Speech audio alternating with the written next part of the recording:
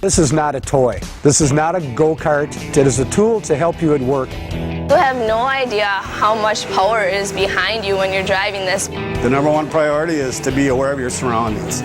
Two common misconceptions are that it's very easy or it's very difficult. They're powerful, they can pick up a lot of things, making it a lot easier, a lot more efficient to move objects. A forklift is not like an automobile. It's not like anything you've driven before.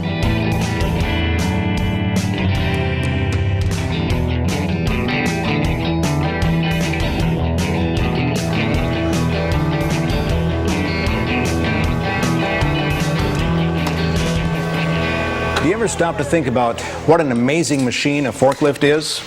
Well, just imagine how much more work would be involved if we didn't have them.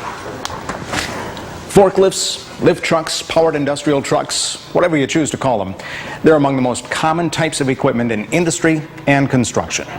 These machines have become essential by making it easier to move heavier materials. They come in many classes and types, from electric to LP gas, to gasoline-powered, to diesel-powered. Each type is designed for a particular job and a particular operating environment.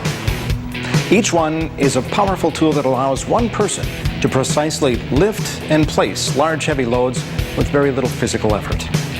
Never use a forklift unless you're trained and authorized by your employer to do so. If you have been trained and authorized, then be sure to follow the safety rules and procedures. We're going to review some basic rules that every forklift operator needs to know. Driving a forklift is different than driving a car. In a car or truck, the front wheels steer the vehicle. A forklift, of course, has the steering wheels in the rear. The rear end of the forklift swings in a circle around the front wheels that support most of the load. Make sure there's room for the rear end to swing out when making turns. And when moving a load in reverse, don't forget to allow room for the load to swing too. Because they steer from the rear, forklifts can turn a much tighter circle than a car. Another difference is that most forklifts are a lot heavier than a car because they have counterweights mounted at the rear to balance the weight of the load. With all of that weight moving, you can't stop fast like a car. You can't steer fast like a car. When we have a load, we typically drive backwards, and which means you're turning over your shoulder all the time while you're driving. The combination of rear steering and heavy weight makes it difficult to stop a forklift quickly or swerve and still maintain control. Even without a load, a forklift can tip over, so it's important not to drive fast or round corners too quickly. Another major difference between a forklift and a car is stability. Almost all counterbalanced powered industrial trucks have a 3-point suspension system. That is, the vehicle is supported at 3 points. This is true even if the vehicle has 4 wheels. The truck's steer axle is attached to the truck by a pivot pin at the axle center. When the points are connected with imaginary lines, this 3-point support forms a triangle called the stability triangle.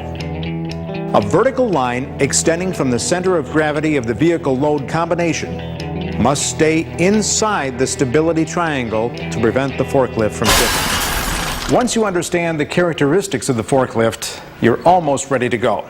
But first, it's always a good idea to review the operator's manual.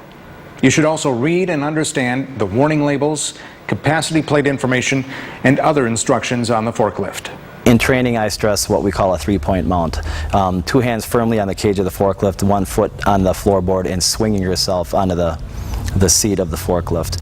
To get on and off a forklift, always face the unit and use 3 points of contact at all times. Never jump on or off.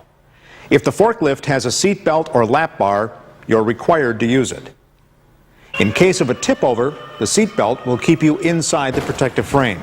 The seatbelt use is required by OSHA, and the primary purpose of the seatbelt is to keep you from being tempted to jump free and clear when the units start to tip over. Never attempt to jump off the forklift. Never jump off. Never attempt to jump off. No, never jump out because you don't know where the tow motor is going to go. You don't know where what you're carrying is going to go. Never try to jump off during a tip over. You might be pinned under the forklift or the load. You never want to lean towards your fall. You should hold onto the steering wheel, make sure you're stable, and lean away from your falling direction.